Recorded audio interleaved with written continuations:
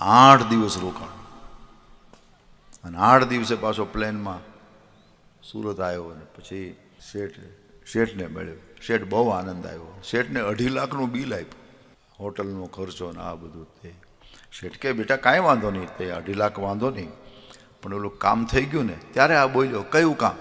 અરે મૂર્ખ, મેં તને શું કામ મોકલ્યો હતો?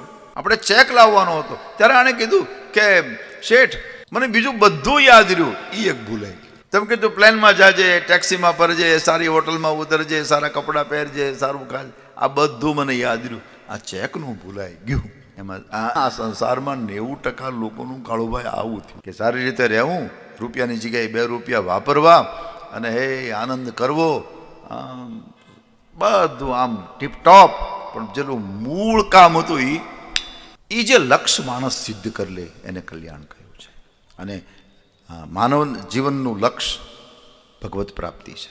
એક તમને યાદી આપી દઉં, ઈશ્વરની પ્રાપ્તિની, ભગવાન મળે એની બધી ફેસિલિટી ભગવાને આપણને આપી અને મોકલ્યા છે.